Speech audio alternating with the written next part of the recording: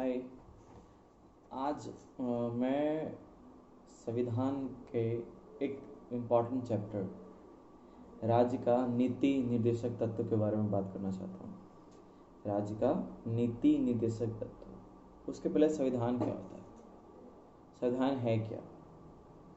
तो जैसे हमारा घर है, हमारे घर में हमारे मम्मी पापा ने हमारे नियम बना के रखा है कि हमें जो है कि रात के 8 बजे के पहले घर आ जाना है, सुबह में इतने बजे निकलना है, सबको इस दिन ये कलर का शर्ट पहनना है, या फिर इस दिन जाना ये काम करने, तो इस भगवान का पूजा करना है। यानी कि हमारे घर के लिए बहुत सारे नियम कानून होते हैं। अगर वो कागज़ पे होता तो वो घर का संविधान होता।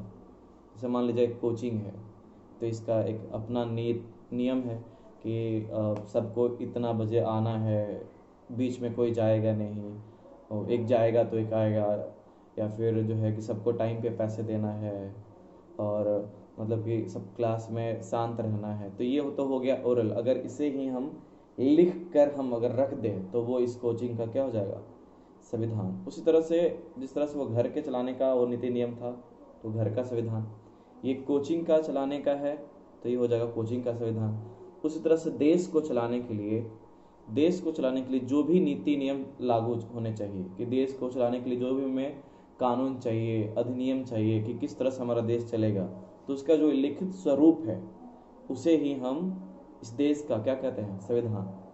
और उसमें विचार हैं भीमराव अम्बेडकर के, और वो जो लिखा गया है प्रेम बिहारी नारायण जादा के द्वारा, वो हमारा जो है, हमारा जो संविधान एकदम लिखित संविधान है, हैंड रिटन है। तो संविधान में जो अधिनियम मूल रूप से है, मतलब जब संविधान बना था तब 395 अनुच्छेद था, मतलब उसमें कानून है 395। उसको 22 भाग में बांटा गया है। कितने भाग में? 22 भाग में बांटा गया है। और वो विषय है, कई सारे विषयों में बटा हुआ है, तो वो 12 विषय में बटा हुआ है, यानी उसको अनुसूची कहते हैं कि 22 भाग, 12 अनुसूची और 395 अनुच्छेद। लेकिन उसमें कई सारा संशोधन हो चुका है, और उस हिसाब से जो है कि अधिनियम की संख्या बहुत ज़्यादा हो गया है, यानी कि कह सकते हो कि अनुच्छेद की संख्या बहुत ज़्यादा हो गई है, क्योंकि मूल रूप से 395 है, उसमें बार बार संशोधन कर करके, संशोधन मतलब उसमें चेंज कर करके और जोड़ा गया है। करीब करीब 450 के करीब हो गया है, लेकिन 450वां नंबर नहीं आया है, नंबर 395 तक ही है। उसी में क ख ग घ, जैसे 30 का क, 19 का क, 21 का क, ऐसे कर करके आगे बढ़ाया हुआ है। तो उसी में हमारे संविधान के भाग 4 में राज्य का नीति निर्देशक तत्व है। पहले हम समझेंगे राज्य क्या है। इसमें जैसे जो राज्य आप लोग समझ रहे हैं कि बिहार, उत्तर प्रदेश, हरियाणा, असम, वो राज्य नहीं। संविधान के भाग 3 और भाग 4, भाग 3 में है मौलिक अधिकार, भाग 4 है नीति निर्देशक तत्व। तो ये दोनों में जो राज्य के बारे में कहा गया है, जैसा कि हम मौलिक अधिकार में अनुच्छेद 12 में राज्य का परिभाषा दिया गया है, और नीति निर्देशक तत्व में जो अनुच्छेद 36 से लेके 51 तक है, भाग 4 में 36 से लेके 51 तक। तो 36वें अनुच्छेद में ये लिखा गया है संविधान के कि राज्य की परिभाषा क्या है, कि जो भी आपका देश, वो भी आएगा राज्य के अंतर्गत। राज्य के अंतर्गत आएगा। जिला, वो भी राज्य के अंतर्गत आएगा। प्रखंड, राज्य के अंतर्गत। कोई भी जो सेवा प्रदान करने वाला है, जैसे एक ग्राम पंचायत, वो भी आ जाएगा राज्य के अंतर्गत। जहाँ पे सरकारी कर्मचारी मतलब रहते हैं, वो हो जाता है राज्य के अंतर्गत।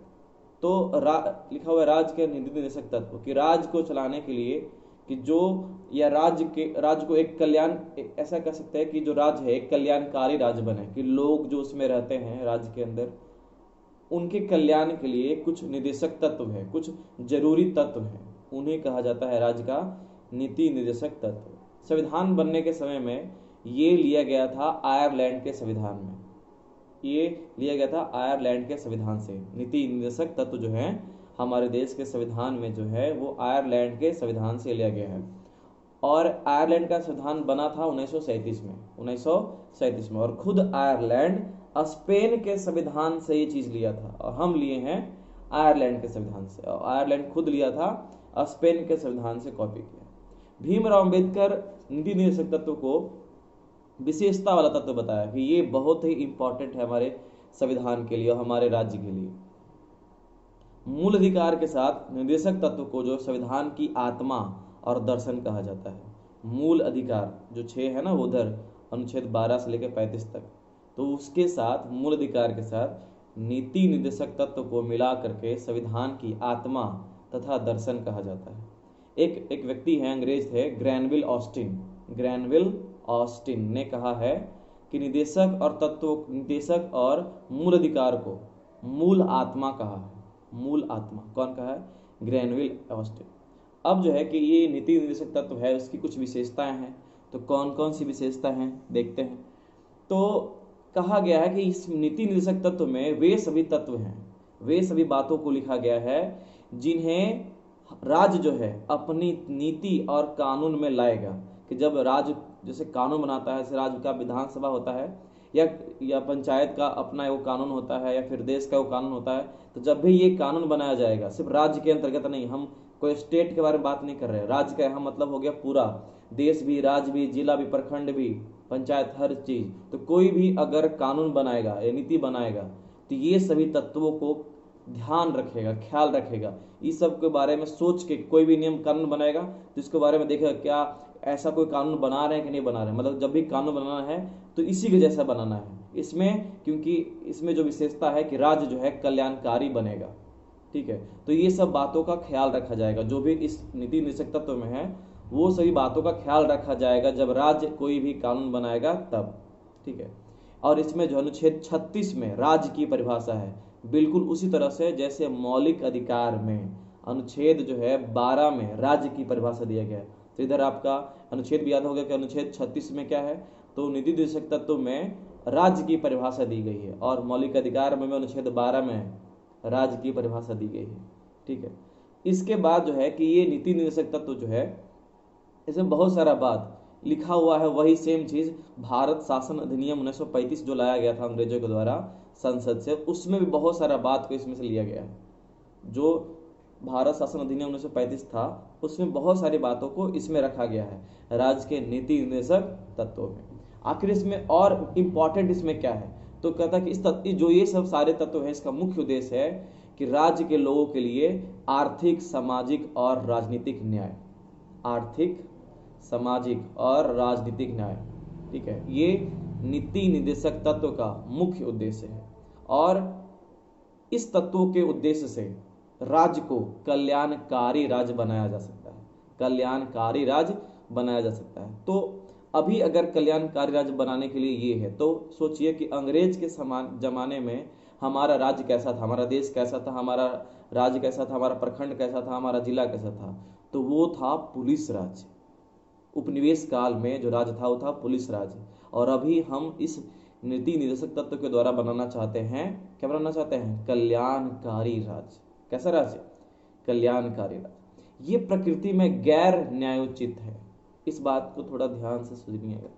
ये जो है प्रकृति में गैर न्यायोचित, गैर मतलब नकारात्मक वाक्य है, गैर न्यायोचित। जैसे मूल अधिकार जो था वो न्यायोचित था कि अगर उसका कोई उल्लंघन करता है तो हम जो है सुप्रीम कोर्ट या कोई भी न्यायालय में जाके और हम अपील कर सकते हैं। लेकिन अगर जो है कि ये नीति निर्देशक तत्व को अगर कोई पालन नहीं करता है तो हम इसके लिए न्यायालय के पास नहीं जा सकते।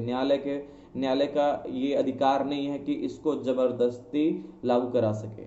या फिर अगर कोई, जैसे हमारे अधिकार में था कि हमारे कोई मौलिक अधिकार का हनन करता था तो हमारे पास ये अधिकार था कि हम न्यायालय में जाके हम इसके खिलाफ अपील दर्ज करें। लेकिन अगर राज्य का नीति निर्देशक तत्व का उल्लंघन हो रहा है कहीं पे, तो हम जो है कोई भी न्यायालय में अपील नहीं कर सकते।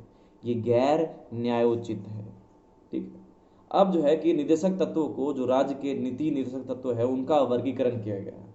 उनका वर्गीकरण किया गया है 3 भाग में। कितना भाग में? 3 भाग में।